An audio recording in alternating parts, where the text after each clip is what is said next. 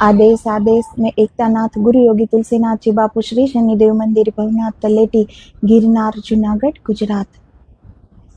आज बात करेंगे नाथ संप्रदाय, हमारे गुरु गोरक्षनाथ जी, हमारे इष्ट भगवान गुरु गोरक्षनाथ जी की महिमा तो इतनी अपरंपार है कि एक मुख से उनका वर्णन किया नहीं जा सकता। लेकिन नाथ संप्रदाय से है हम, तो जितना भी जाना है उतना आप तक पहुंचाने की कोशिश करते हैं कि ये नाथ संप्रदाय क्या है, गोरक्षनाथ जी क्या है। तो गोरक्षनाथ जी शिव जी का ही अवतार है। वो शिव जी से अलग नहीं है, वो शिव जी के ही अवतार है गोरक्षनाथ जी, तो वो शिव स्वरूप है। तो आज उनके बारे में बात करेंगे। वेद, पुराण, तंत्र आदि शास्त्रों में बहुसंख्यक देवी देवताओं के नाम, रूप और विलासों का वर्णन है। इस सभी देवी देवताओं का विविध विधानों से पूजा उपासना करने का नियम भी है। हिंदू जाति के नर नारी, भक्त, संत मात्र शास्त्रीय विधियों का अनुवर्तन करते हुए सभी देवी देवताओं की पूजा अर्चना करते हैं, परंतु साथ ही साथ सभी देवी देवता नाम, रूप, उपाधि और लीला विलास में चाहे जितने ही हो, तात्विक दृष्टि से सभी देवी देवता एक ही है। जैसे ही एको हम बहुश्यामः, इनमें कोई भेद बुद्धि रखना उचित नहीं है। हमारे हिंदू धर्म में 33 कोटि देव देवियां बताते हैं। अब लोगों के बहुत से प्रश्न होते हैं कि ईश्वर साकार है या निराकार है। तो ईश्वर दोनों है, वो साकार भी है, निराकार भी है। हमारी श्रद्धा पे आधार रखते हैं कि हम किस रूप में उसे पुकारते हैं। वो तो हमारा प्रेम देखते हैं, भाव देखते हैं, जिस भी रूप में हम उसे पुकारते हैं वो चले आते हैं। अब हम इस पावन धरा जूनागढ़ में गिरनार क्षेत्र में रहते हैं। अब हम कैसे कह दे कि ईश्वर सिर्फ निराकार है, जबकि इसी धरा में, इसी पवित्र धरा में महासंत संत शिरोमणि नरसिंह मेहता जी हुए, जिनके 52 काम श्री कृष्ण भगवान ने किए, आकर ही किए। अब हम कैसे कह दे कि ईश्वर सिर्फ निराकार ही है? साकार रूप में ही आए ना, हर एक काम किया 52 बार। तो ईश्वर को हम जैसे भी बुलाए, वो तात्विक दृष्टि से एक ही तत्व है, वो एक ही ब्रह्म है। ये नाम उपाधि तो हमने दिए हुए हैं ना।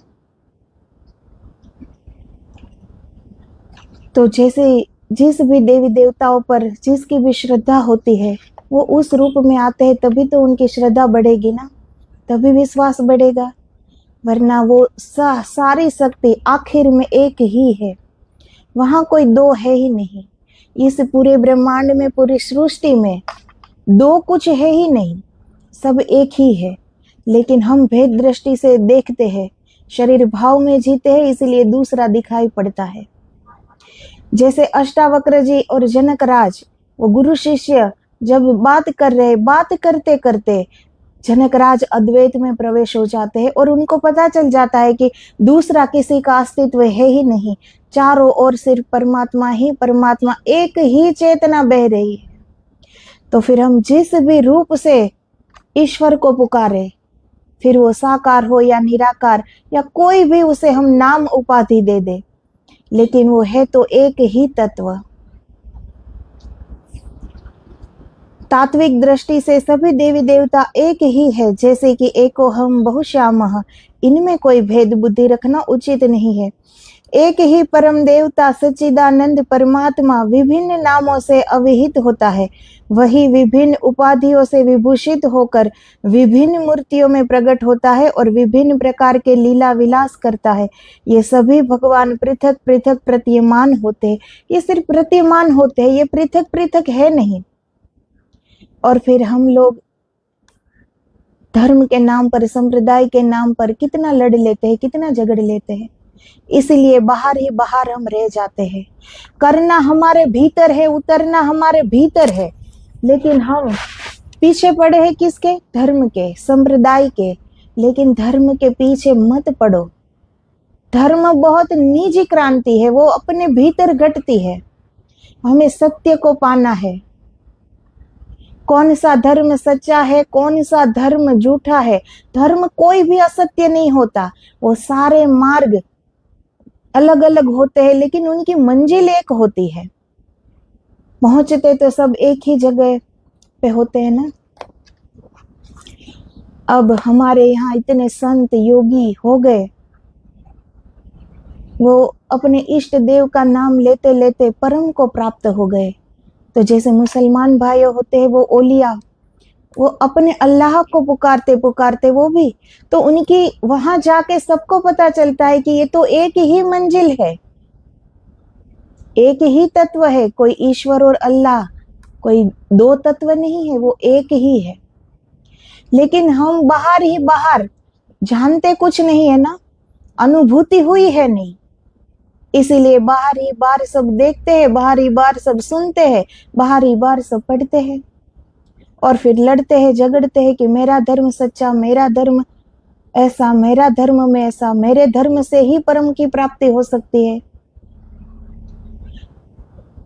तो धर्म तो है ही सत्य, लेकिन प्राप्ति अपनी अभ्यास से, अपनी मेहनत से, अपनी श्रद्धा से होती है।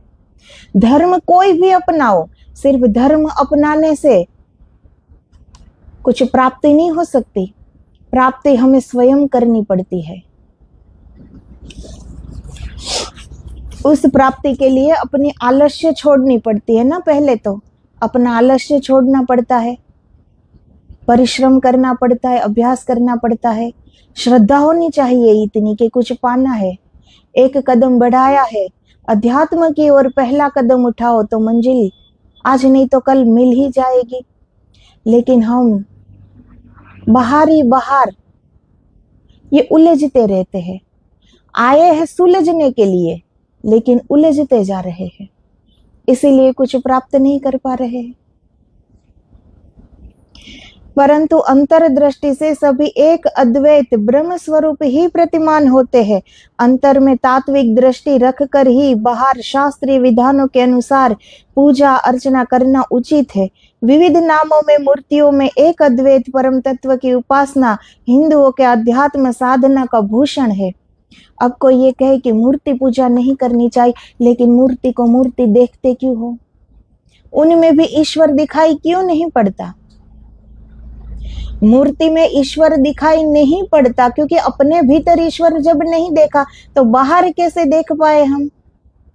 अपनी समग्र शक्तियों के साथ ईश्वर हमारे अंदर विराजमान है, हमने वो ही नहीं देखा तो हम बाहर पत्थर की मूर्ति में ईश्वर कैसे देख पाए? फिर लोग क्या कहते हैं, मूर्ति पूजा ये तो नहीं करनी चाहिए, ईश्वर तो निराकार है। तो क्या ईश्वर सिर्फ निराकार है? क्या वो रूप नहीं ले सकते? क्या उनके लिए कुछ असंभव है ईश्वर के लिए क्या? इसीलिए सबसे पहले उसकी एक ध्यान ही एक कुंजी है कि हम ध्यान करके अपने भीतर उतरे, अपने आप को पहचाने। हमने हमारे ही भीतर जो ईश्वर से हम अनजान ऐसे जी रहे हैं, इसे जीना नहीं कहते, ये हमारा भ्रम है कि हम जी रहे हैं। हम जीवन से बहुत दूर है, हम जी नहीं रहे हैं, हम सिर्फ मृत्यु की ओर जा रहे हैं। जीना तो अभी बाकी है। जीवंतता किसे कहते हैं? जब हम हमारे अंदर अपने आप को पहचान ले। हम अपने आप से ही अभी अनजान है तो कैसे कह दे कि हम जीवित है? इसीलिए सब कहते हैं कि ये पूजा, कर्मकांड, मूर्ति पूजा, ये क्या बात हुई? तो क्यों बात नहीं हुई? मूर्ति में ईश्वर को क्यों नहीं देख पाते? वो भाव क्यों नहीं उठा पा रहे कि यहाँ मेरे ईश्वर ही बैठे, इनको हम पंचामृत से स्नान करा रहे, तिलक कर रहे, पुष्पमाला पहना रहे हैं, कोई और क्यों दिख रहा है अभी? तो ये हमारे दृष्टि का दोष है ना, ये धर्म का दोष नहीं है, ये किसी की श्रद्धा का दोष नहीं है कि कोई मूर्ति पूजा कर रहा है, कोई कर्म कांड कर रहा है। ये हमारा अपना दोष है कि हम उसमें ईश्वर नहीं देख पाते। और साकार हो या निराकार, जिसने भी आत्मसात कर लिया, आत्म साक्षात्कार कर लिया, वो तो कभी बोलते ही नहीं ना, वो तो चुप हो जाते हैं। उसे फिर वो समय नहीं है कहने का कि भाई मूर्ति पूजा ना करो, ये करो, वो करो, इसमें ईश्वर नहीं है। क्योंकि वो जान जाता है कि सब में ईश्वर है और वो ही वो है, और तो कुछ है ही नहीं इस सृष्टि में। मात्र पूरी सृष्टि में परमात्मा की ही सत्ता है, उसी की चेतना बह रही है सब में, कोई अलग है ही नहीं, या कोई भिन्न है ही नहीं। तो फिर यहाँ अध्यात्म में लिया हुआ पहला कदम, तो ये मत सोचो 10 लोग आके कहेंगे कि ये मूर्ति पूजा क्या करनी है, इसमें थोड़ी भगवान है। तो क्यों नहीं है, कण कण में भगवान है। जब मानते हो तो फिर मूर्ति में भगवान क्यों नहीं मानते, क्यों नहीं दिखाई पड़ती मूर्ति में भगवान? क्योंकि हमारी श्रद्धा है नहीं, विश्वास है नहीं, और देखा ही नहीं है ईश्वर को, तो मूर्ति में कैसे देखे? अपने ही जैसे मानव को हम प्रेम नहीं कर सकते, मानवता नहीं रख सकते, इंसानियत नहीं रख सकते, अपने ही जैसे, तो फिर परमात्मा को तो अभी देखा ही नहीं है ना हमने, तो उसे फिर प्रेम करना तो बहुत कठिन बात हो जाएगी ना। इसलिए मूर्ति में हमें ईश्वर दिखाई नहीं दे रहे। सब यही मानते हैं कि मूर्ति है, ईश्वर थोड़े ही है। तो कण कण में वो विराजमान है, जड़ हो या चेतन, कुछ भी हो, क्षण भंगुर ही क्यों ना हो, लेकिन बनाया तो ईश्वर ने ही है ना। वो क्षण भंगुरता किसने बनाई? ईश्वर ने ही बनाई। तो वो उनमें भी समाहित है, वो हर जड़ चेतन हर कण कण में समाहित है। तो ये सृष्टि ईश्वर ने बनाई है, तो उस सृष्टि से भिन्न नहीं है ईश्वर, वो अपनी सृष्टि में समाहित है। तो फिर ये प्रश्न जब उठते हैं ना कि ईश्वर साकार है या निराकार, मूर्ति पूजा करनी चाहिए या ध्यान करना चाहिए, क्या करना चाहिए? अपने भीतर उठो, उतरो। अगर प्रश्न हमारे भीतर से उठे हैं तो उनका उत्तर भी हमारे ही भीतर मिलेगा। जब प्रश्न हमारा है तो दूसरा हमें उत्तर नहीं दे सकता, और दूसरा जब उत्तर देगा तो वो हमारे हृदय तक नहीं पहुंचेगा, वो अनुभव में स्वयं करना पड़ेगा, तभी हमारी ये जिज्ञासा शांत होगी।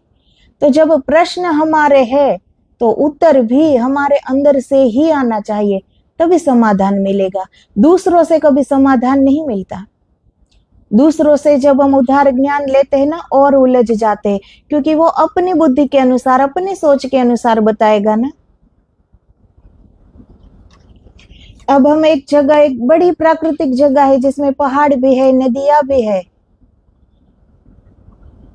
फूल वृक्ष सब कुछ है वहां, लेकिन अगर हम वहां नहीं गए और दो अलग अलग व्यक्तियों से हम पूछेंगे कि वहां क्या था, तो दोनों को जो अच्छा लगेगा वही बताएगा ना, क्या सब कुछ बताएगा? किसी को पहाड़ अच्छा लगता है तो बोलेगा कि इतने अच्छे पहाड़ थे वहां।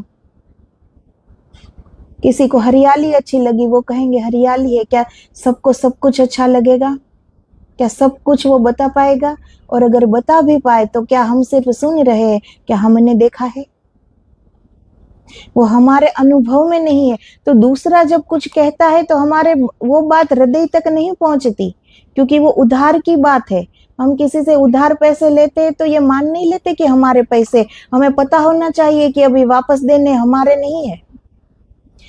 ऐसे ही उधार का ज्ञान हमें कहीं नहीं ले जा सकता। भीतर का ज्ञान जब प्रकट हो, हमारे स्वयं की अनुभूति जब हो, तब कोई बात बने। तो बैठे बैठे प्रश्न करने से कुछ प्राप्ति नहीं होती। अगर इतनी खुजलाहट हो रही है प्रश्न की, तो उत्तर ढूंढो खुद में। लेकिन खुजलाहट कितनी होती है? 1-2 पल की, खुजा लेते हैं, बात खत्म। ऐसी पीड़ा किसी को उठी ही नहीं। जैसे प्रश्न उठते हैं ना, ऐसी पीड़ा कभी नहीं उठी कि परमात्मा को पाना है, कुछ देखना है। वो विरह कभी जगा नहीं, वो आग अंदर कभी लगी ही नहीं। ये सिर्फ दूसरों को दिखाने के लिए कि देखो हम भी अध्यात्म में है, हम भी ईश्वर को मानते हैं, हम भी सब कुछ जानते हैं। तो सबको दिखाने के लिए ये जो हम कर रहे हैं, तो हमारी प्राप्ति क्या होगी इसमें? ना दूसरों को कुछ फर्क पड़ेगा, ना हमारी जिंदगी में कोई फर्क पड़ेगा, हम ना आगे बढ़ पाएंगे। अब तो किसी को पूछ भी नहीं पाएंगे, क्योंकि बड़े डींग हाँक दी है कि मैं तो सब कुछ जानता हूँ। अब वो पूछ भी नहीं सकता कि मैं ये नहीं जानता, अब ये कौन से रास्ते से जाए, क्या करूं। फिर अपना अहंकार आड़े आएगा, अब पूछे कैसे। तो इसी तरह सत्य हम चूक जाते हैं और उधार का सत्य लेकर हम उलझ जाते हैं।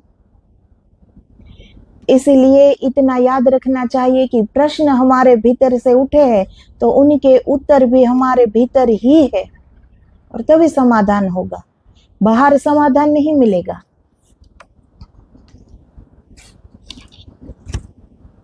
तो विचित्रता के भीतर एकता, देवत के भीतर अद्वैत के, खंडता के भीतर अखंडता के, सीमा के भीतर असीम के, जड़ के भीतर चैतन्य के, सगुण सोपाधिक के भीतर निर्गुण, निरुपाधिक के दर्शन और अनुभव के लिए तथा सब प्रकार के भेद बुद्धि से मुक्त होने के लिए साधक और सिद्ध महात्माओं का यह एक महान आविष्कार है। किसी सांप्रदायिक साधन प्रणाली अथवा दार्शनिक विचारधारा में दूसरी कोई दायिक विशेषता चाहे जैसे भी हो, ये संप्रदाय की जरूरत क्यों पड़ती है?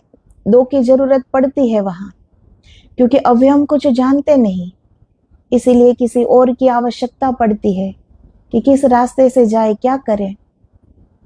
अभी समझना बाकी है, अभी जानना बाकी है, इसीलिए हमें संप्रदाय का सहारा लेना पड़ता है ना। सच्चा धर्म हमारे ही भीतर है, सत्य हमारे भीतर है, परमात्मा हमारे भीतर है, लेकिन विडंबना यह है कि इन सब को हम बाहर ढूंढते हैं और फिर निराश होते हैं, और फिर ये खोज हम रोक देते हैं, क्योंकि संतोष नहीं मिलता।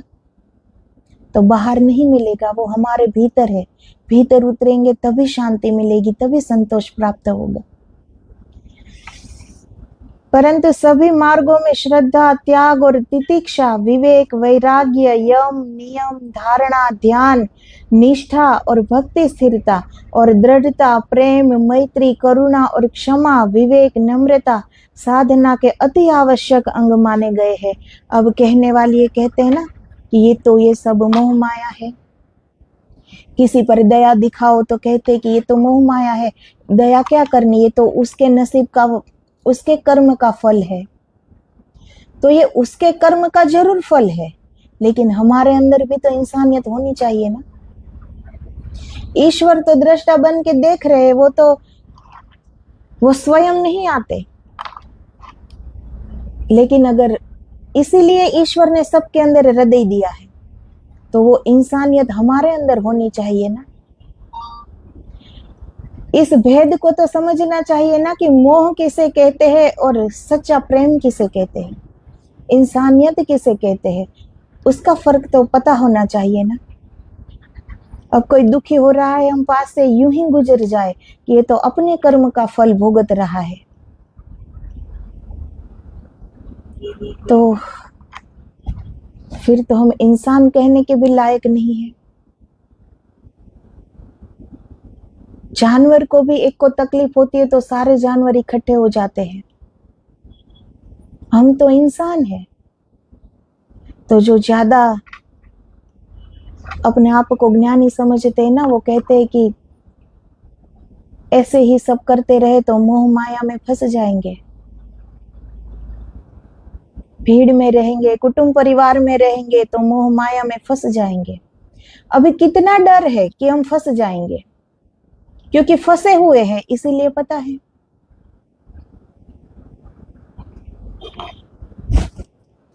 तो संन्यास्त हो या संसारी हो, दोनों एक तपोभूमि है दोनों के लिए, और दोनों जगह करने की है, करना आवश्यक है। आवश्यक ये नहीं कि गृहस्थी है, संसारी है, कि सन्यासी है, कि योगी है, ये आवश्यक नहीं है। आवश्यक है करना। स्थान कोई भी हो, करना हमें, कि कुछ प्राप्ति करनी है तो दोनों में कर सकते हैं, दोनों तपोभूमि है। अब सन्यासी कोई एकांत जगह पर चला जाए तो ठीक, वरना आश्रम लगा के बैठे तो कुटुंब परिवार से भी ज्यादा लोग आते होंगे ना, उसमें भी करने वाले कर जाते हैं। तो घर में तो आजकल इस जमाने में 3-4 लोग हो गए, और कितने। लेकिन इतने समझदार हम बन गए ना कि हमारे पास इतनी सहूलियत है कि फर्ज है घर परिवार चलाना है, समय कहाँ है कि ईश्वर के 2 नाम ले सके। तो नाम कोई हाथों से तो लेना नहीं होता, वो तो अंदर शुरू रह सकता है ना, अगर लेना हो तो। वैसे भी हम खाली तो होते नहीं, कुछ ना कुछ सोच तो रहे ही होते हैं ना। ऐसे कोई निर्विचार स्थिति में तो कोई आ नहीं गए कि कोई विचार ही न हम कर रहे हो। तो ये तो हम आदि ही है ना कि काम करते करते विचार करना। काम यहाँ करते हैं, मन कहीं और है, सोच कहीं और है, दिमाग कहीं और है। ये तो हम आदि है कि काम करते करते हम सब कुछ कर सकते हैं साथ साथ में। तो फिर ईश्वर का नाम क्यों नहीं ले सकते? क्योंकि ईश्वर के साथ प्रेम नहीं है, इसलिए। ये बड़ा कड़वा सत्य है, लेकिन ये मानना पड़ेगा ना हमें, इसे स्वीकारना पड़ेगा।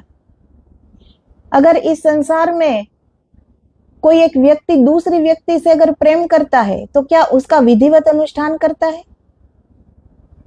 उसका नाम का जप करता है? नहीं करता ना। फिर भी दिन रात क्यों याद रहता है? उसी का नाम क्यों वो ले बार बार, वही क्यों याद आता है? क्योंकि वो उससे प्रेम करता है। अनुष्ठान नहीं किया, कोई यज्ञ तप हवन नहीं किया, सिर्फ प्रेम किया, तभी वो उसकी प्रिय व्यक्ति दिन रात सामने ना भी हो तो सामने रहती है। तो ये तो सबके अनुभव में आया होगा ना। तो सत्य बड़ा कड़वा है, लेकिन ये सत्य है कि हम ईश्वर से प्रेम नहीं करते, इसीलिए अलग से याद करना पड़ता है। माला हाथ में रखनी पड़ती है कि माला ईश्वर के नाम की कर रहे हैं, तो कहीं और मन ना जाए। हमें याद रहे कि मैं माला करने बैठा हूं ईश्वर की, इसीलिए हाथ में माला रखनी पड़ती है। अगर ईश्वर से प्रेम होता तो 24 घंटे हर कार्य करते करते, हर कर्म करते करते वहां से ध्यान हटता ही नहीं ना। जैसे प्रिय व्यक्ति से हमारा ध्यान नहीं हटता, जिसे हम प्रेम करते हैं 24 घंटे याद रहता है ना। ऐसे अगर हम ईश्वर से प्रेम करते तो वो भी याद रहते, अलग से याद न करना पड़ता। लेकिन हम नहीं करते, और हमारी भ्रमणा क्या है कि हम ईश्वर को मानते हैं, उन्हें प्रेम करते हैं, इसीलिए वहीं के वहीं रुक गए हैं। अब आगे बढ़ने का तो कोई रास्ता ही नहीं, क्योंकि मान लिया कि प्रेम करते हैं। कुछ अधूरापन हो तो पूरा होने की कोशिश करें ना हम।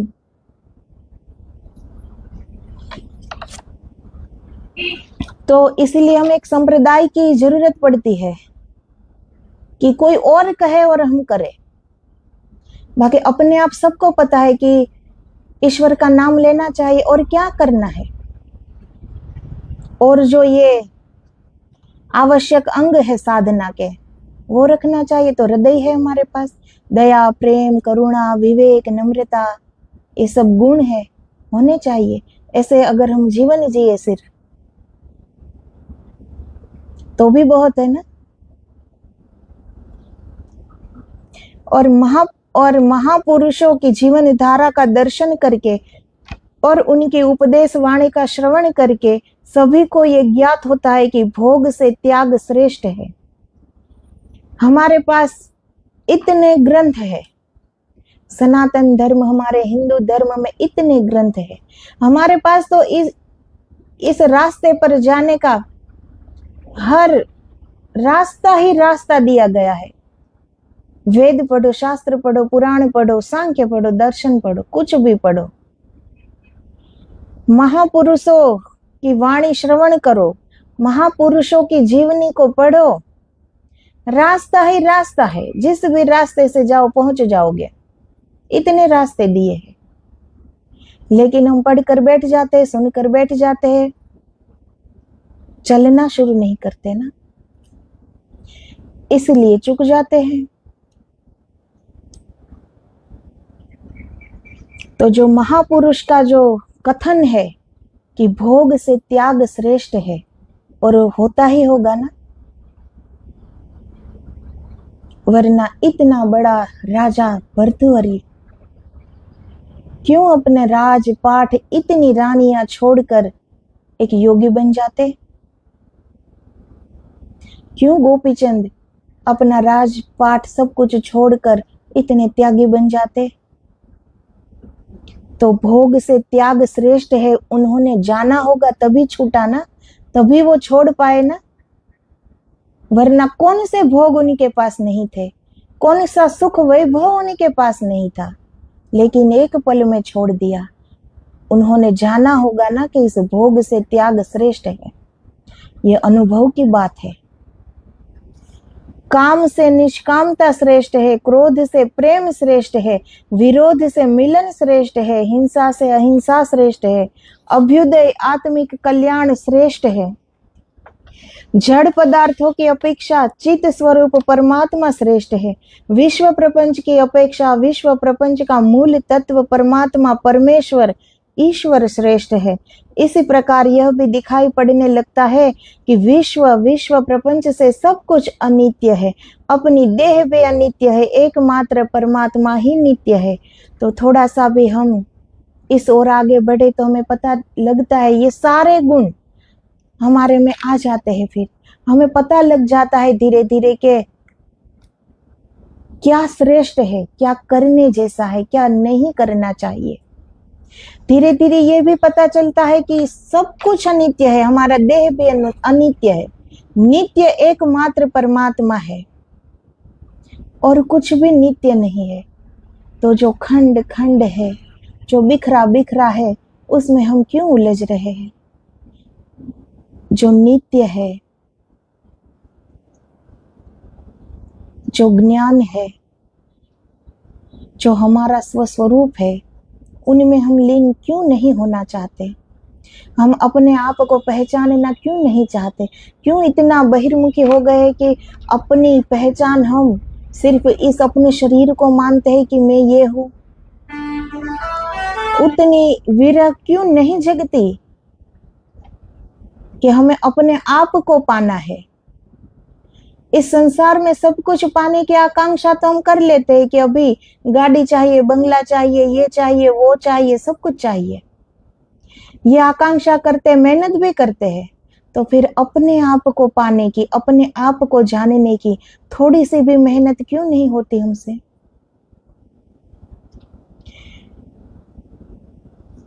परमात्मा का ध्यान, चिंतन, आराधना ही मानव जीवन का मुख्य कर्म है। सारे कर्म करते करते हमने देखा ये अपने संतों को कि कोई सिर्फ माला लेकर नहीं बैठ गए, वो फिर सतयुग हो या कलयुग हो, युग कोई भी हो, लेकिन जिसने भी किया वो सिर्फ माला लेकर अपने सारे कर्म, अपने सारी फर्ज छोड़कर बैठ नहीं गए थे कि सिर्फ माला ही जपो। कर्म करते करते कर गए। कबीरदास जी देखो, रहीदास जी देखो, सब काम करते थे, कौन नहीं करते थे? सतयुग में देखो तो सारे ब्रह्म ऋषि, सारे ऋषि मुनियों वो ज्ञान देते थे सबको, वहां सब पढ़ने जाते थे, सभी को वो ज्ञान देते थे। कोई ऐसे ही नहीं बैठ गए, कर्म करते करते कर गए। तो ऐसा नहीं है कि अपना घर संसार सब छोड़ दो, काम काज सब छोड़कर ईश्वर की माला, ईश्वर के नाम की माला हाथ में लेकर बैठ जाओ। मन का तार जुड़ा रहे ईश्वर के साथ, अलग से याद न करना पड़े उसे। फिर कोई भी काम करते करते हमारा ध्यान वही हो, इसे भी ध्यान कहते हैं। ऐसा नहीं है कि आंख बंद कर कर पद्मासन लगाकर आसन पर बैठ जाओ इसे ही ध्यान कहते हैं, ऐसा नहीं है। अभ्यास से ये भी हो जाता है कि हम कोई भी काम करें, हमारा तार अगर ईश्वर से जुड़ा है तो हमारा ध्यान ईश्वर से नहीं हटेगा। काम तो यह हाथ करता है ना, सोचेगा तो दिमाग सोचेगा ना। हम तो इनसे बिल्कुल भिन्न है। ये शरीर, मन, दिमाग ये हमारा स्वरूप नहीं है। तो ये सब अपने कर्म करते रहेंगे। और हमारा अगर चित्त ईश्वर के प्रति वहां जो तार जुड़ गया तो वो भी एक ध्यान है कि हमारा ध्यान फिर वहां से हटेगा ही नहीं। कुछ भी करते, सोते जागते, काम करते, खाते पीते, कुछ भी करते, ईश्वर पर से ध्यान हमारा हटेगा नहीं, वहां तार जुड़ गया। अब तो ये अभ्यास से होता है, ऐसे ही तो नहीं हो जाता। अभ्यास करना पड़ता है कि काम करते करते हम दूसरे विचार करते हैं, इनसे अच्छा कि हम ईश्वर को याद करें। उनको याद करते करते करते करते एक दिन याद ही रह जाएंगे, फिर अलग से याद नहीं करना पड़ेगा।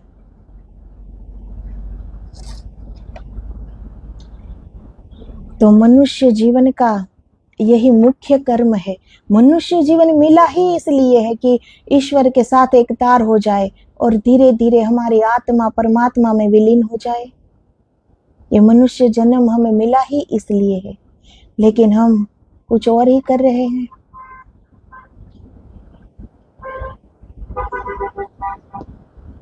तो बात तो हो रही है नाथ संप्रदाय की, पर आगे इस संप्रदाय की सब बात की आज अब आगे कल वीडियो में बात करेंगे। अब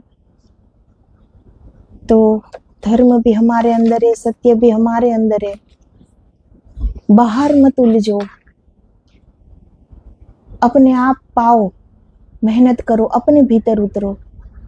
दूसरों की कही हुई बात सुन लो, उसमें जो अच्छा है वो जीवन में उतारो, लेकिन सत्य स्वयं पाओ। वो दूसरों से उधार मत लो, ज्ञान दूसरों से उधार मत लो। वो सब कुछ अपने भीतर है। भीतर उतर कर स्वयं जानो, सत्य को स्वयं पाओ, अपने स्वस्वरूप को स्वयं देखो, उस परमात्मा से स्वयं मिलो।